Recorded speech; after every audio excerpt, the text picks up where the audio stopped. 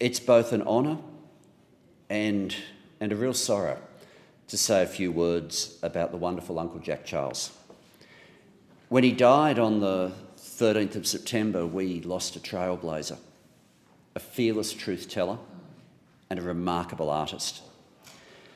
We lost a beloved and respected elder, gifted actor, musician and potter. And above all, we lost a great Australian whose contribution to our country's culture will outlast us all. Uncle Jack was a true trailblazer for First Nations artists across our country. He spent his life dedicated to telling our diverse Australian stories and advocating for equality and respect. I want to acknowledge three groups of people who'll be especially grieving at this time. First Nations people across our country who knew Jack as king. People who love drama, on screen or on the stage. And a special acknowledgement to the people of Melbourne. Uncle Jack was always on the streets in Melbourne. He was well known and a well-loved presence in that city. As we try to come to terms with the idea of an Australia without his warm and generous presence, without that great shock of hair and those expressive eyes that danced with such light, I extend my deepest condolences to his family, friends, the wider First Nations community who are grieving his loss. He was an example of tenacity and strength. As a survivor of the stolen generations, Uncle Jack's creativity formed a platform to earnestly share his painful and personal truths. But the toughness of his life never succeeded in hardening his heart.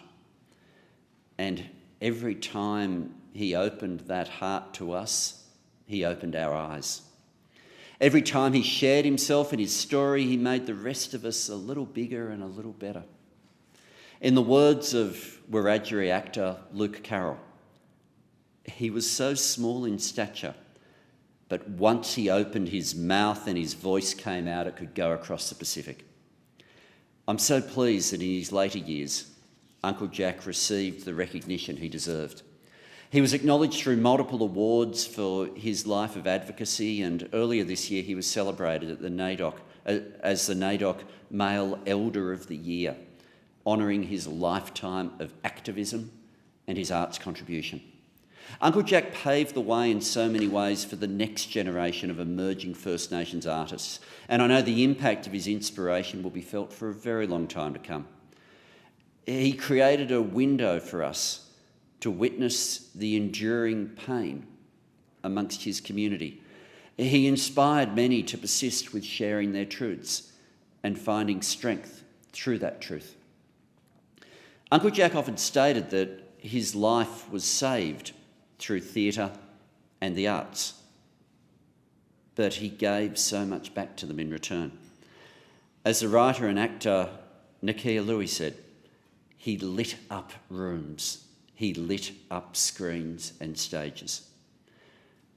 Uncle Jack's light has gone out, but his glow remains. And what a source of illumination it is for all of us. May he rest in peace, and as the Minister for Indigenous Australians said this morning, may he rest in power.